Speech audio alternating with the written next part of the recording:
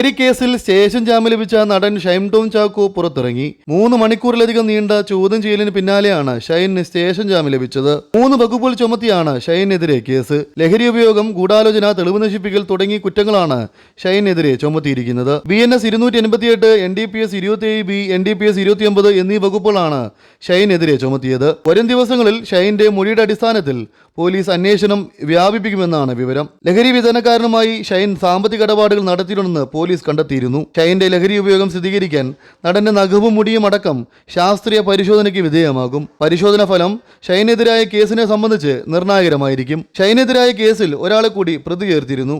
മയക്കുമരുന്ന് ഉപയോഗിക്കാനുള്ള ഗൂഢാലോചനയുടെ ഭാഗമായാണ് മുർഷിൻ എന്നയാളുമായി ഷൈൻ കലൂരിലെ ഹോട്ടൽ മുറിയിൽ എത്തിയിരിക്കുന്നതെന്നാണ് FIR-ൽ പറയുന്നത്. കഴിഞ്ഞ ദിവസം കലൂരിലെ ഹോട്ടലിൽ നിന്ന് ഷൈൻ പോലീസിനെ കണ്ട് ഇറങ്ങി ഓടിയിരുന്നു.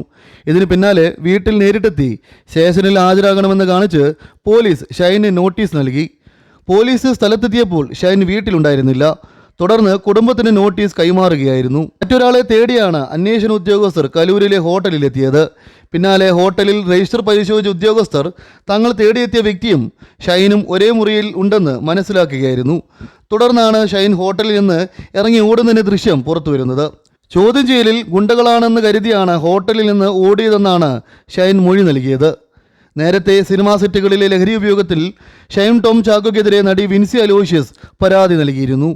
ലഹരി ഉപയോഗിച്ച നടനിൽ നിന്ന് തനിക്കും തൻ്റെ സഹപ്രവർത്തകയ്ക്കും മോശമായ അനുഭവം ഉണ്ടായിരുന്നുവെന്നും വിൻസി പറഞ്ഞത്. ഫിലിം ചേംബറിലും സിനിമ ഇന്റേണൽ കംപ്ലൈൻറ്റ് അതോറിറ്റിയിലുമാണ് വിൻസി പരാതി നൽകിയത്. നടന്റെ വായിൽ നിന്നും വെള്ളപ്പൊടി വീഴുന്നത് കണ്ടിരുന്നുവെന്നും നടി വെളിപ്പെടുത്തിയിരുന്നു. ഇതിന് പിന്നാലെയാണ് കലൂരിലെ ഹോട്ടലിൽ സംഭവങ്ങൾ ഉണ്ടാവുന്നത്. വിൻസിയുടെ പരാതിയിൽ ഉന്നയിക്കുന്ന വിഷയങ്ങളും പോലീസ് ഷൈനിനോട് ചോദിച്ചിട്ടുണ്ട്.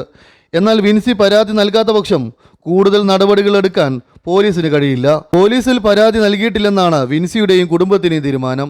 News desk cinema cafe.